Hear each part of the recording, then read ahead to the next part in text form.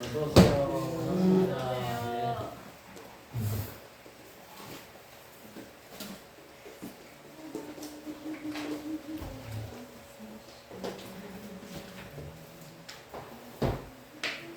제가 주부에 텃밭학교라는 시를 하나 썼거든요. 그래서 이 텃밭을 하면서 읽으면서 이 시가 한 톨 죽게 되어서 감사합니다. 제가 한번 낭송하겠습니다. 텃밭학교. 이른 초록의 시간에 배우는 땅의 경건, 아침 이슬에 말쑥해진 푸성기 어린 것들, 아직 그런마 텃밭인데 폼이 들고 서두른다.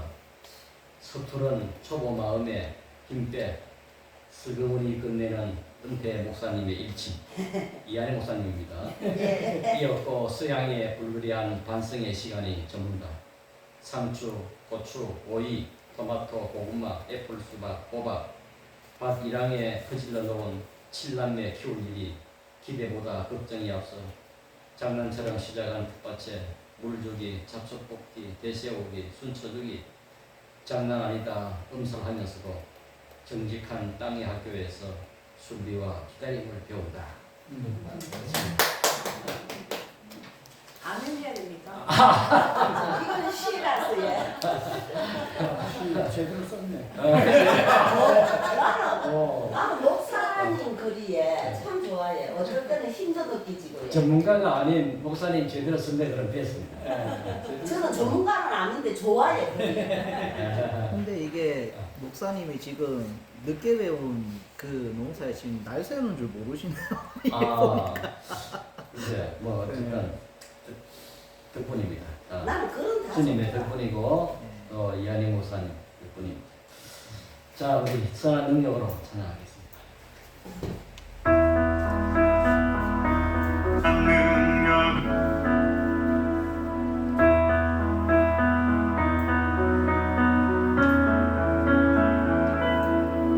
주 선한 능력으로 하시네 그 크신 팔로 날 붙드시네 절망 속에도 흔들리지 않고 사랑하는 주 얼굴 구하리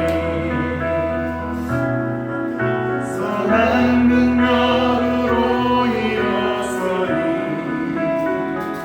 주만을 지하리 믿음으로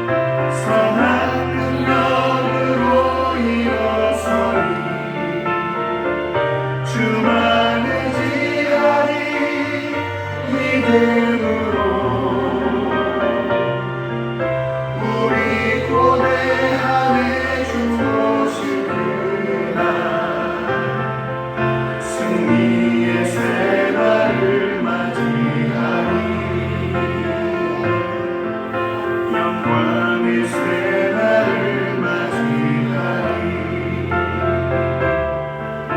영광의 새날을 맞이하리 영광의 새날을 맞이하리.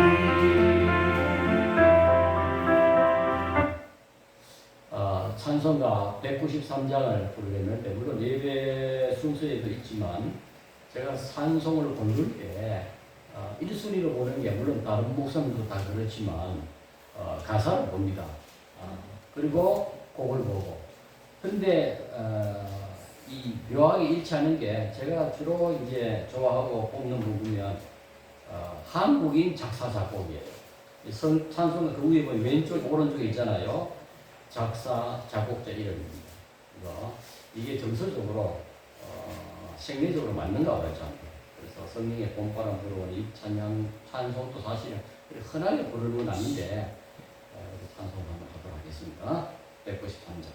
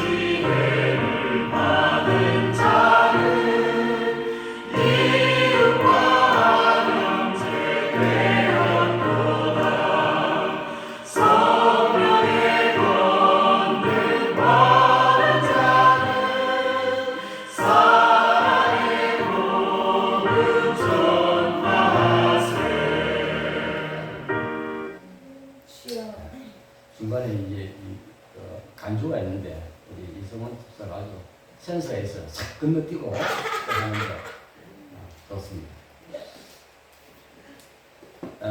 이제 시간이 되어서 하나님께 공동체 예배를 드리겠습니다. 주보에 있는 예배를 위한 공동 기도를 함께 마음으로 우리 영으로 기도하면서 예배로 나아가겠습니다.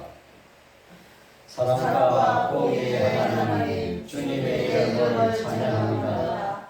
6월 허국의 달 보온의 달에 우리 대한민국을 위해서 기도합니다. 나라와 민족을 위해 목숨을 바친 고귀한 분들의 희생을 잊지 말게 하시고 우리 모두 제자리에서 제 몫을 충실히 감당해 나가는 국민으로 살아가게 해 주시오. 전임 지방선거 후 참정권이 침해받은 사건으로 온 나라가 시끄럽습니다.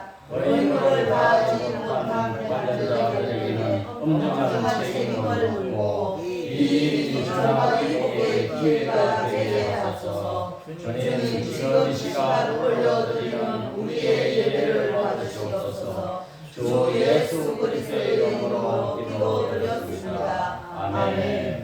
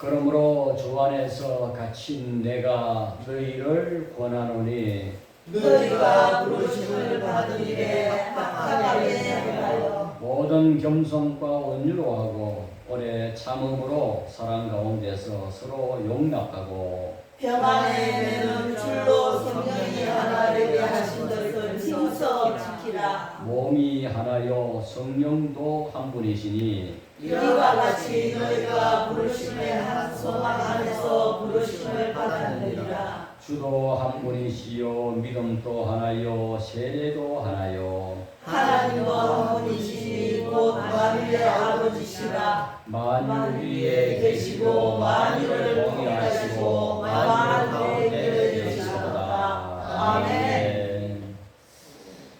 기도드리겠습니다.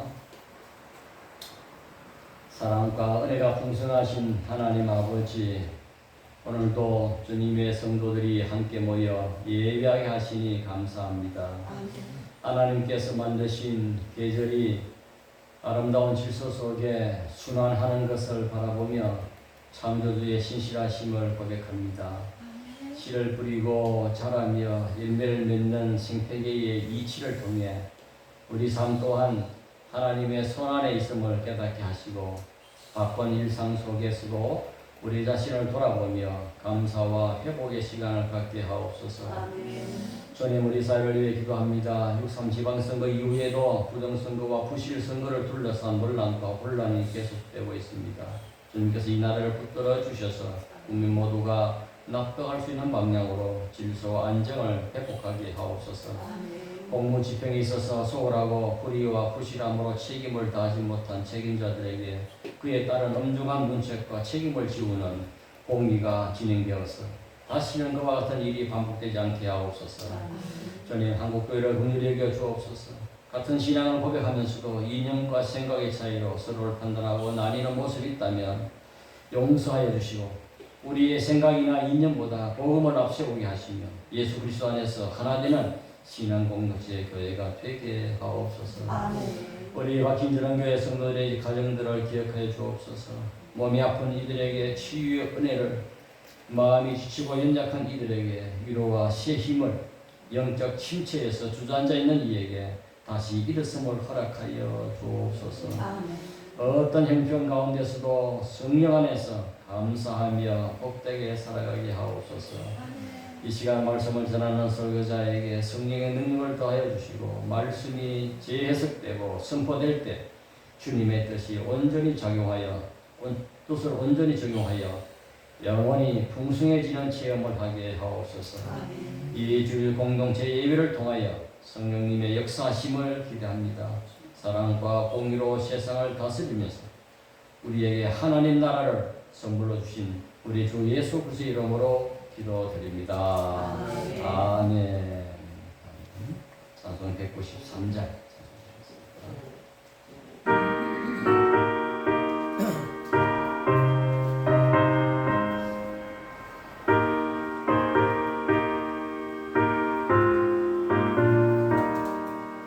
성령의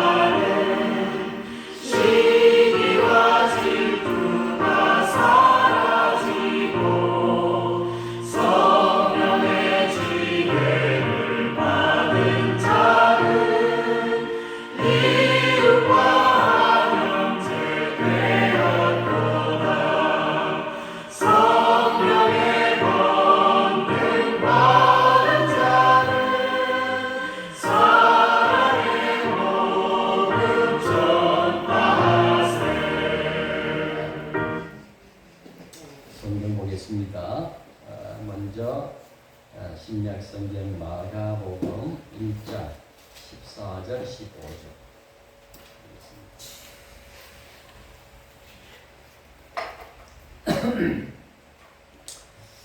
제가 공부해 드립니다. 요한이 잡힌 후 예수께서 갈릴리에 오셔서 하나님의 복음을 전파하여 이르시되 때가 찼고 하나님의 나라가 가까이 왔으니 회개하고 복음을 믿으라 하시더라. 아멘. 구약으로 넘어갑니다. 신명기 30장 15절부터 20절까지.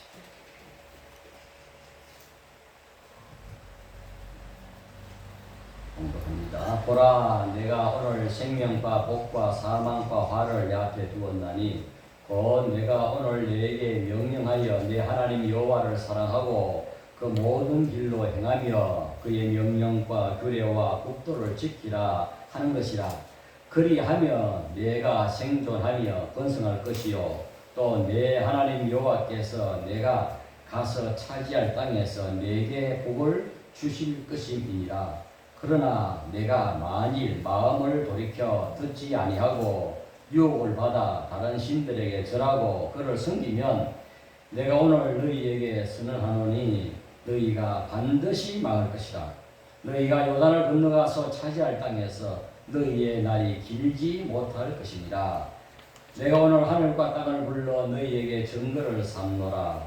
내가 생명과 사망과 복과 저주를 내 앞에 두었은즉 너와 내 자손이 살기 위하여 생명을 택하고 내 하나님 여호와를 사랑하고 그의 말씀을 청종하며 또 그를 의지하라. 그는 내 생명이시요 내 장수이시니 여호와께서 내 조상 아브라함과 이삭과 야곱에게 주리라고 맹세하신 땅에 내가 거주하리라. 아멘. 신약성경 끝부분으로 에베소서 4장 22절 24절까지입니다. 에베소서 4장 22절 24절 요 부분 같이 한번 읽겠습니다.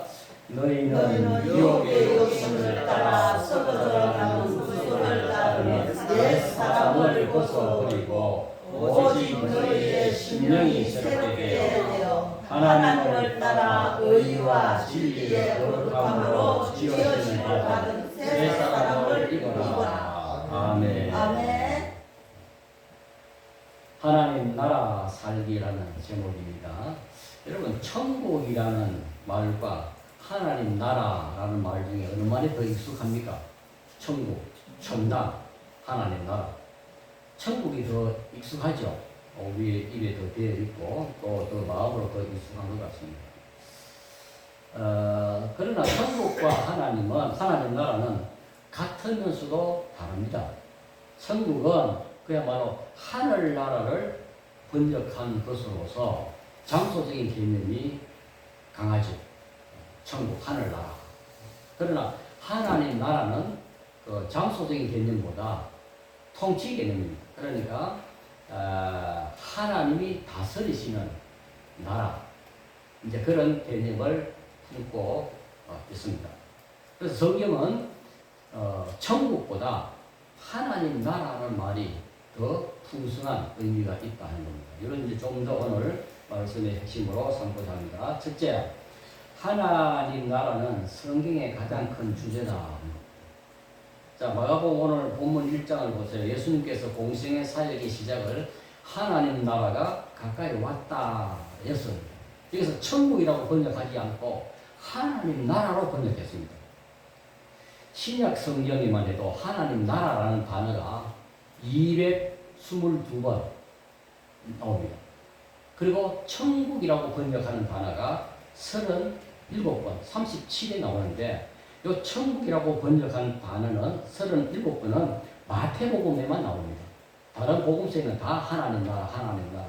마태복음은 그러나 왜 그러냐면 마태복음은 수신자가 있어요. 주 독자층이 있는 거예요. 그래서 성경은 다음도 그래 말씀하겠습니다만 지금 우리 대한민국이 우리를 위해서 우리를 목적으로 주 대상으로 기록한 게 아니라 1차적인 대상은 그 당시의 사람입니다. 물론 그 다음에 독자는 통신 시대를 초월하고 시간을 초월해서 공간을 초월해서 우리에게 주시는 말씀입니다. 그러나 1차적인 독자는 그 시대 그 당대 사람입니다. 특히 마태복음의 주 독자층은 유대인들이에요. 유대인들은 하나님이란 말을 입에 담지를 않습니다. 우리가 요새 아버지 이름을 함부로 안 부르잖아요. 아버지 이름 이야기할 때 정자, 제자, 환자입니다. 이렇게 말하죠. 정재환 이렇게 하는 아버지 이름입니다. 그렇게 하지 않잖아요. 그러니까 유대인들은 하나님, 야훼, 여호와 이름을 쉽게 입에 올리죠. 그래서 하나님이라는 말이 나오면은 이제 하늘로 마태복음은 번역이 돼요. 왜냐하면 유대인들이 거부감을 가니까 앞에서 그렇게 한 거예요. 그게 이제 우리가 그대로 번역하니까 천국이 된 거예요. 자, 우리 많은 성도들이 생각하기를 우리 신자가 죽으면 하늘나라, 곧 천국에 들어간다고 생각을 합니다. 이게 틀린 말은 아니죠. 그러나 온전한 이해는 아닙니다. 물론 죽어서 가는 천국은 미래에 궁극적으로 이루어질 완성된 나라, 천국, 완성된 나라, 이게 천국이죠. 그러나 예수님이 말씀하시는 하나님 나라는 죽어서 우리 영원히 가서 영원히 살 그 나라를 말씀하시는 게 아니라 지금 여기서부터 하나님의 다스림 안에, 하나님의 통치 안에 사는 상태를 하나님의 나라라고 말합니다. 요거 뒤에 좀 더 자세하게 말씀을 하겠습니다. 그러니까 지금 여기서 하나님 나라를 살지 않고 죽었으면 영원히 천국 가서 살 것을 목표로 삼는다면 성경을 오해하고 있다는 겁니다. 아, 죽어서 빨리 천국 가야지. 죽어서 영원히 천국에서 행복하게 살아야지. 그렇게 말하면서도 아무도 빨리 죽으려고 하지 않아요. 그렇게 천국 좋다고 천국 죽어서 가는 영원한 낙원 천국을 이야기하면서도 하루라도 더 이 세상에 살려고 발버둥 칩니다. 그건 이해합니다. 그건 믿음과도 또 관계없이 우리가 처음 가는 길이기 때문에 아무리 믿는다고 하지만 천국을 가보지 않았잖아요. 그래서 두려움이 있을 수밖에 없겠죠. 오늘 예배 후에 그 좋다는 천국 하나님이 예배 끝나고 나자마자 내가 부를 테니까 오케이 하겠느냐 물으면 오케이 하겠습니까? 우리 성원지사부터 한번 물어보고 오케이 하겠습니까? 여기 좀 더 살고 싶습니다. 예배 때 봐라 뭐 집에 가서 좀 정리할 것 좀 하고요. 자식들한테 전화로도 한 통 하고 가야 안 되겠습니까? 그런 예수님은 손에 쟁기를 잡고 뒤를 보지 말라고 했거든요. 여러분 우리 한국 교회는 오랫동안 사용한 말이 있습니다. 예수 믿고 천국 갑시다. 틀린 말은 아닙니다. 그러나 충분한 말도 아닙니다. 예수 믿으면 이미 하나님 나라를 살기 시작하는 겁니다. 아멘. 이와 관련해서 아주 그 문제의 전도 언어가 있습니다. 예수 천당 불신지요. 여러분 들어보셨죠? 서울역 앞에도 그렇고 명동에 가면은 빨간 십자가 들고 앞뒤로 무슨 뭐 옷을 입고 예수 천당 불신지요 적어놨습니다. 여러분 이게 복음으로 들립니까? 저는 협박으로 바꿔 들리지 않습니다. 일반인들에게는 이 전도 용어는 전도 언어는요 절대로 호감을 줄 수가 없어요. 호감이 아닌 반감을 줘야 합니다. 무리한 그리스도인, 무리한 전도 방법은 전도의 문을 닫는 결과를 가져옵니다. 그래서 우리 지혜롭게 그 시대의 문화에 맞는 전도의 방법을 택해야 되지. 전도의 원리, 전도의 내용은 달라지면 안 되겠지만 전도의 방법은 얼마든지 다양하게 바꾸어져야 합니다. 여러분 성경 읽어보면 예수님이 가장 많이 말씀하시는 것은 교회도 아니고 천국도 아니고 바로 하나님 나라. 자, 두 번째. 그러면 우리는 왜 하나님 나라를 지금 여기에서부터 살아야 하느냐? 중요합니다. 두 가지로 말씀드려요. 첫째는 하나님 나라는 비교할 수 없는 무한한 가치가 있기 때문에 지금 여기에서부터 사는 거예요. 여러분 옛날에 세계에서 제일 좋은 살기 좋은 나라라 그러면 어느 나라가 없습니까? 미국 그러잖아요. 오죽하면 아메리칸 드림이라는 말이 나오겠습니다. 미국이. 지금은 그렇지 않습니다. 지금도 우리 한국에 코리안 드림이라는 말이 나옵니다. 한 30년 전만 해도 중국에 선에 가니까 조선족들 사이에는 진짜 코리안 드림이 한국 가면 떼보자가 됐다. 뭐 지금도 동남아 일부 국가에서는 뭐 코리안 드림을 이야기하고 있죠. 북유럽 대단한 복지국가 나라들이긴 합니다만 거기도 지상낙원이나 천뿐 아닙니다. 하나님 나라는 이 지상의 나라와 비교 불가한 독보적인 최상의 나라입니다. 왜냐하면 하나님이 통치하시기 때문입니다. 여러분 하나님이 통치하시는 나라는 어떤 나라일까요?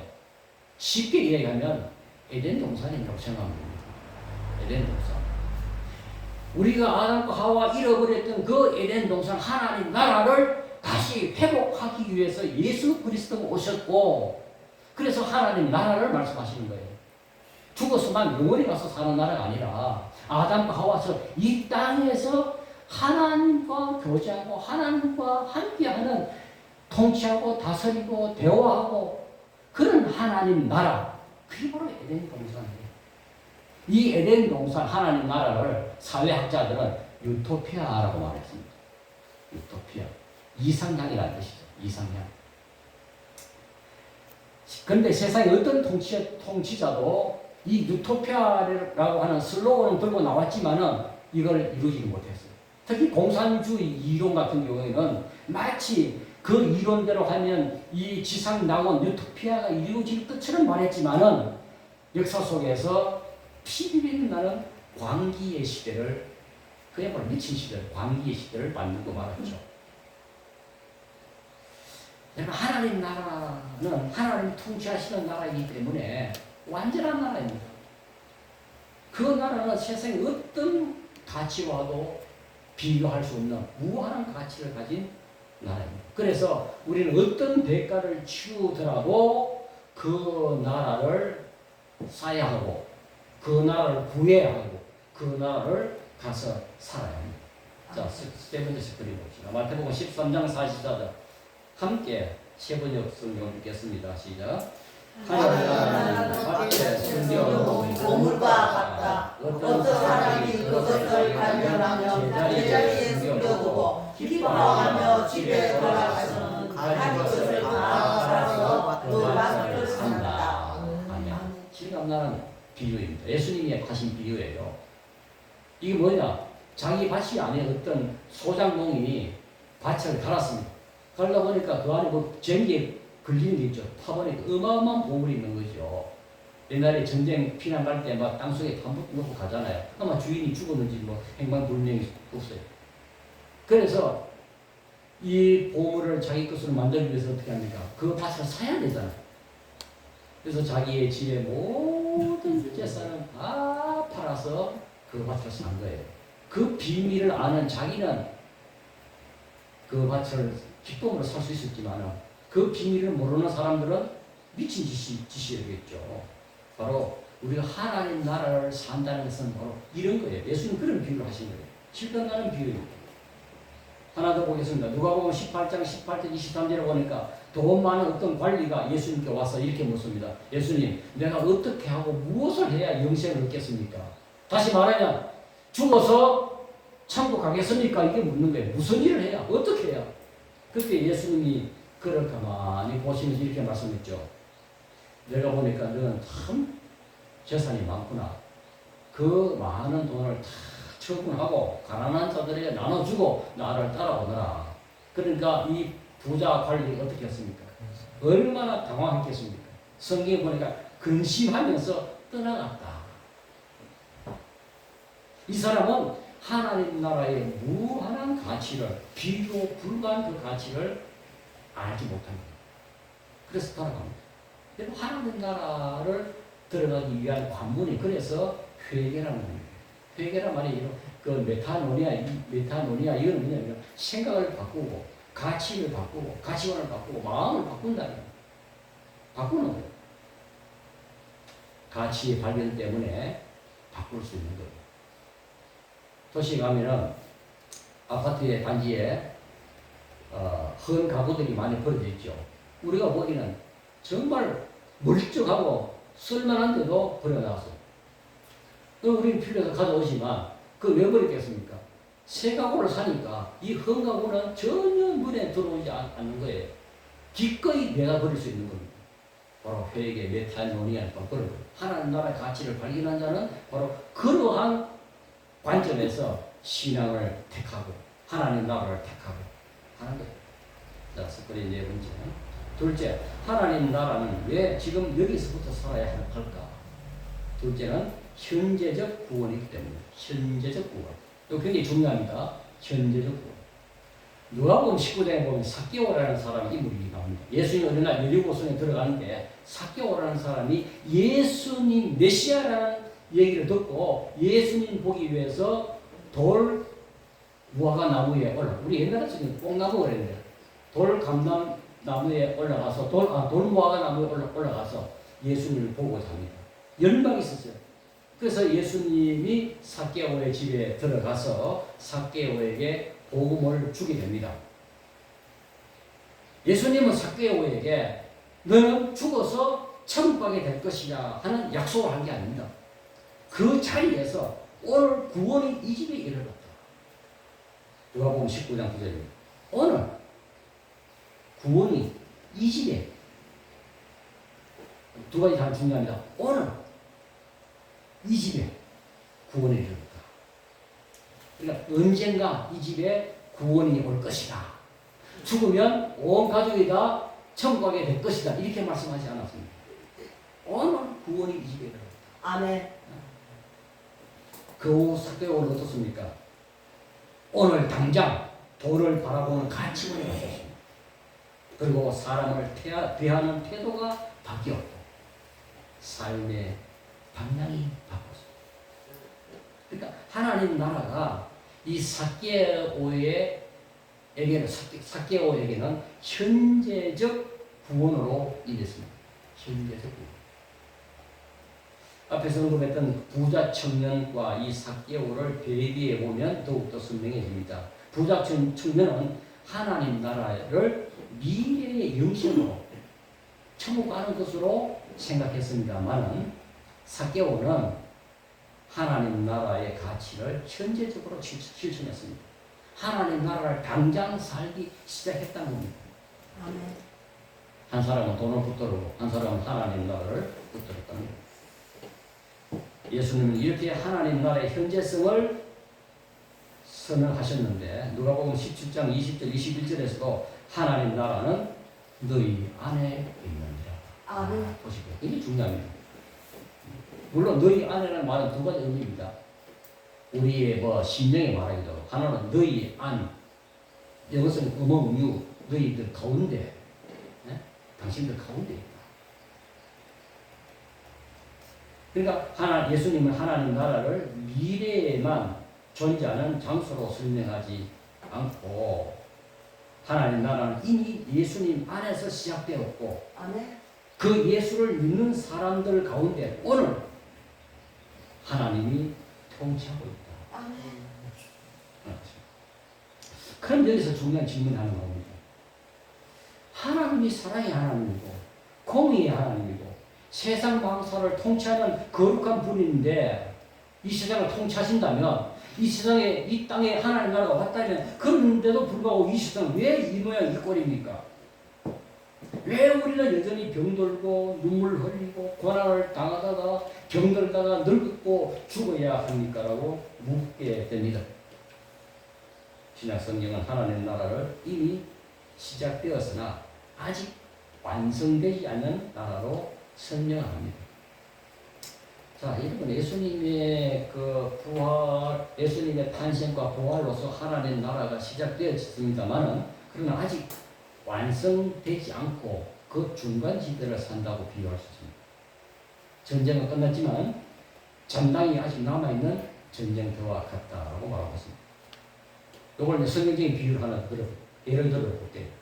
구약 출애굽기에 보면 이스라엘 백성들은 430년간 예굽인들의 그 엄혹한 노예살이를 살았습니다. 하나님 모세를 통해서 이스라엘 백성들을 출애굽 즉 구원시켜 주셨어요. 그리고 약속의 땅 즉 천국을 비유하는 그 약속의 땅을 향해 나아가도록 하셨는데 당장 가나안 땅으로 직행한 것이 아니라 40년간 그 광야에서 목마름과 배고픔과 여러 환경의 고통 속에 살았습니다. 노예의 신분에서 자유의 신분으로 신분은 달라졌지만 여전히 고통을 따라다니고 배고픔과 목마름이 따라다니고 추위와 더위가 따라다녔습니다. 그럴 때마다 하나님은 그들에게 만나와 메추라기와 바위에서 터져 나오는 샘물을 통하여 먹여주시고 구름 기둥, 불 기둥으로 그들을 지켜주시고 도와주시고 하나님의 통치로 다시 떠났었습니다. 이게 과도적입니다. 예수님의 십자가와 부활은 결정적인 승리였지만은 그러나 아직도 세상은 완전히 새로워지지 않았습니다. 주님 오심으로 인해서 완성될 것입니다. 그래서 우리는 여전히 이 땅에서 고통을 경험합니다. 고난이 있습니다. 눈물이 있습니다. 그러나 중요한 차이였습니다. 여전히 고난이 있고 고통이 있고 눈물이 있지만 그 의미가 달라졌다는 겁니다. 예굽 땅에서 그들이 고난당하는 그들의 고난의 의미와 출애굽해서 광야에서 그들이 당하는 고난의 의미는 다르죠.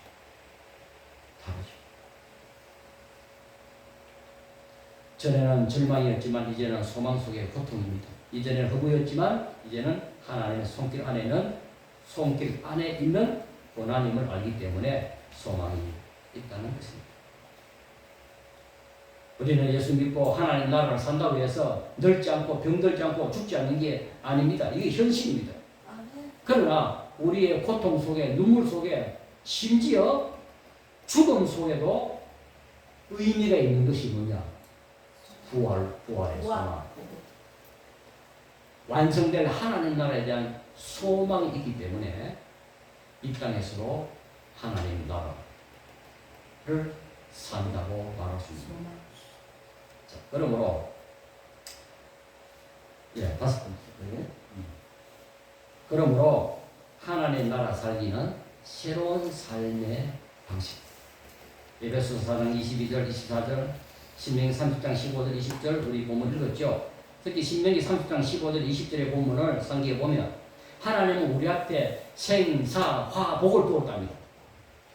살고 죽고 복받고 저주받는 생사화복을 두었답니다. 그런데 이 생사화복은 운명론적이거나 기계적이지 않습니까? 여러분 아무리 하나님이라도 우리가 끝끝내 거부하면 하나님도 어쩔 수가 없어요. 에덴 동산에 그렇잖아요. 에덴 동산에 그게 생사화복이 있었습니다. 근데 아담은 하필이면 뭘 선택했습니까? 죽음과 죄를 선택했습니다. 자, 스크린 6번에 봅시다. 신명기 30장 19절 20절 요거는 같이 한번 읽어보면 좋겠네요.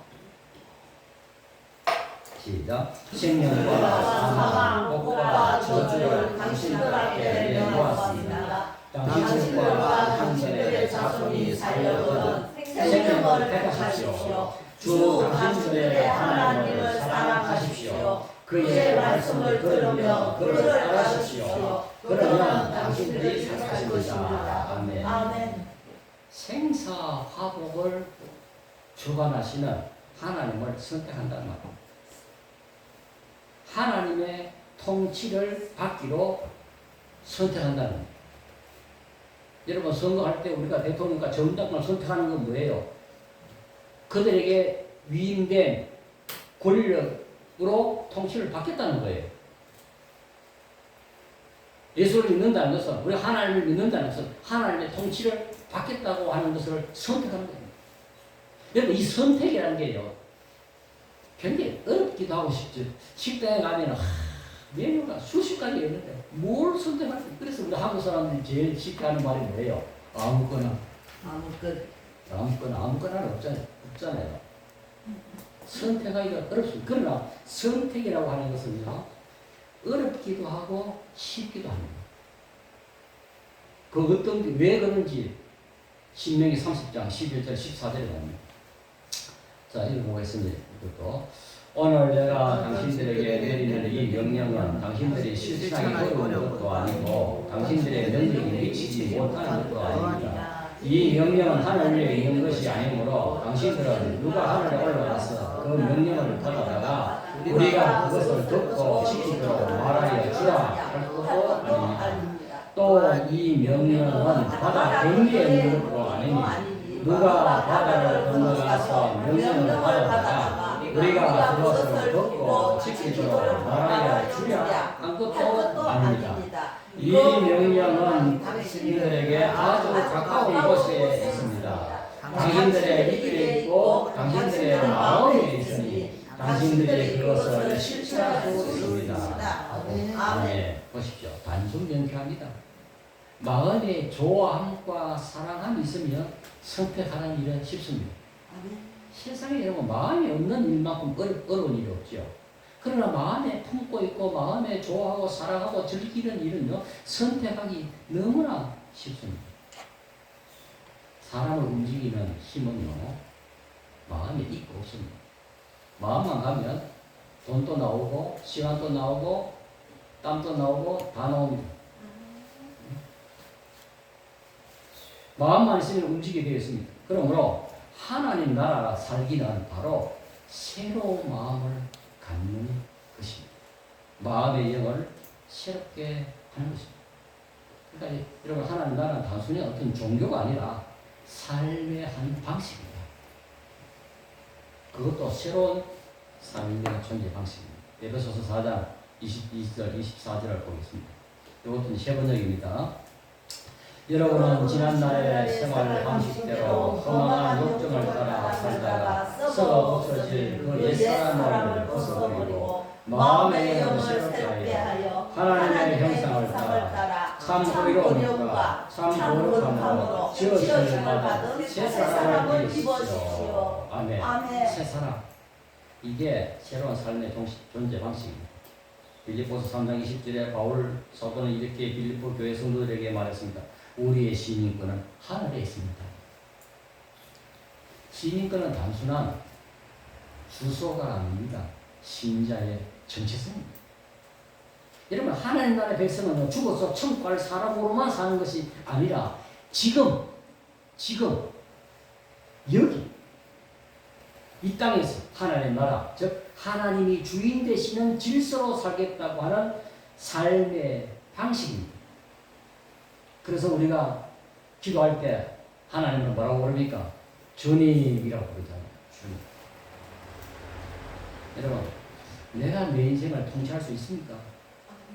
내가 내 인생의 생사화복을 다 결정할 수 있습니다. 물론 선택을 할 수 있지만 내가 주도적인 주권을 갖고 있는 게 아니에요.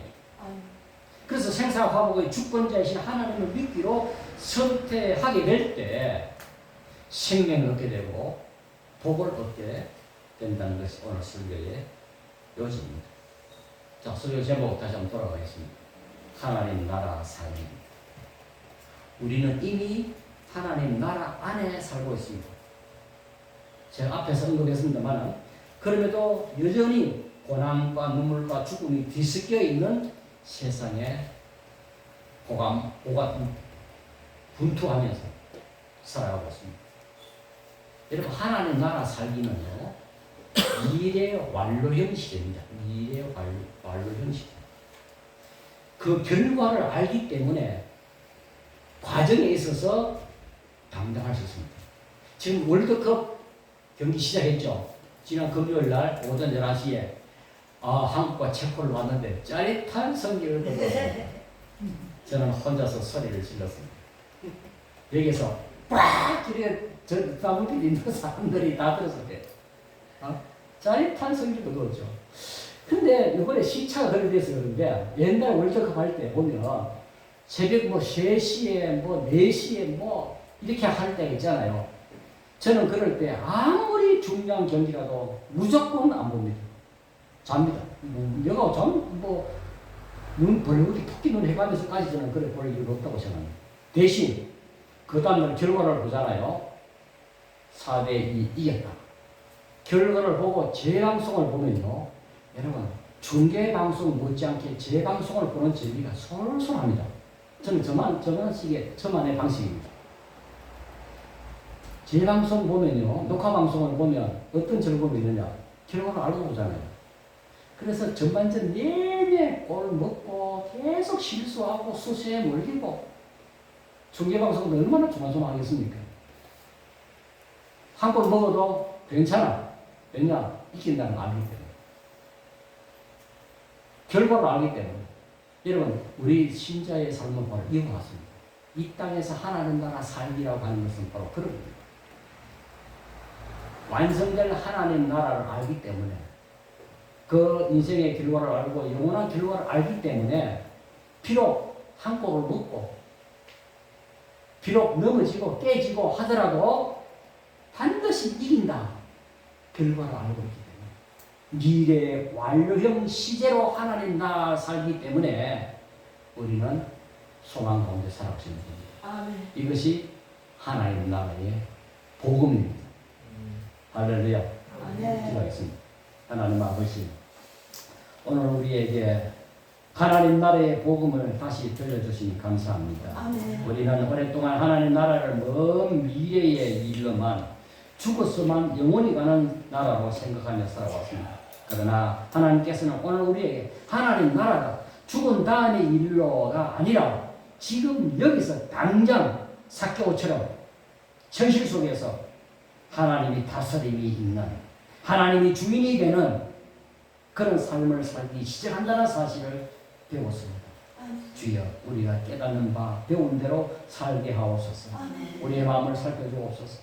세상의 성공과 돈과 안정이 우리의 가장 큰 소망이 되지 않게 하시고 무엇보다 하나님의 나라와 하나님의 뜻을 먼저 구하는 믿음을 허락하여 주옵소서. 아멘. 예배당 안에서만 신앙이 아니라 가정과 일터와 세상 속에서도 하나님 나라의 백성답게 살아가게 하시고 우리의 말과 행동과 삶을 통해서 하나님의 통치가 드러나게 하옵소서.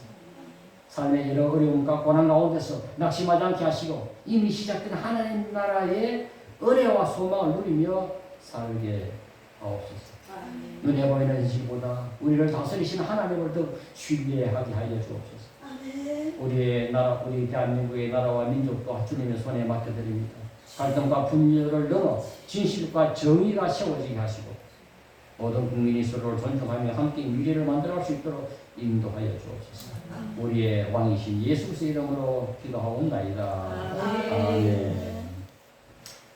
찬송입니다. 430.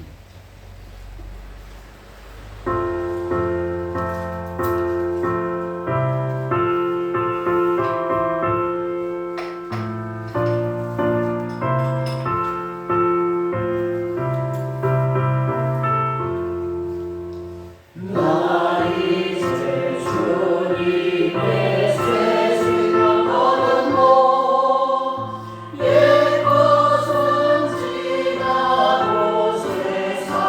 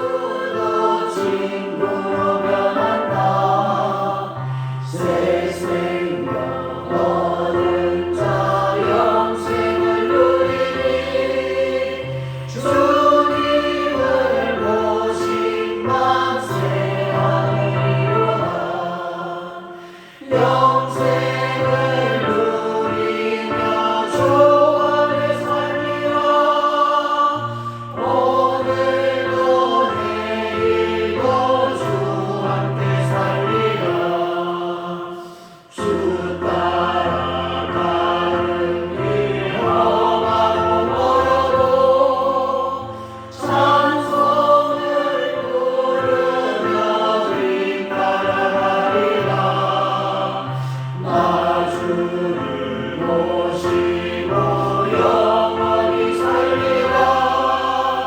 날마다 섬기며 주 앞에 살리라. 영생을 누리며 주 안에 살리라. 오늘도 내일도 주 안에 살리라. 기도하겠습니다. 하나님 감사합니다. 오늘도 맑은 날 속에, 화창한 날 속에 예배의 자리로 불러주시고 우리의 몸을, 마음을 드리며 물질의 한 부분을 구별하여 드렸나이다. 이 땅에서 우리의 경제적 삶을 지켜주시고 돈에 짓눌려 사는 것이 아니라 돈을 잘 다스리며 살아갈 수 있도록 하나님이 우리의 인생의 주인이 되어 주옵소서. 아멘. 하나님 통치 아래 살아가게 하옵소서. 아멘. 우리 주 예수 그리스도의 은혜와 하나님의 사랑과 성령의 사귐과 위로하심이 하나님 나라를 지금 여기서부터 살아가기로 소원하는 성도들의 심령과 가정 지금부터 영원토록 함께 있을지어다. 아멘. 예배를 마쳤습니다. 우리 하나님의 감사합니다. 저거 부엌에 가야 돼.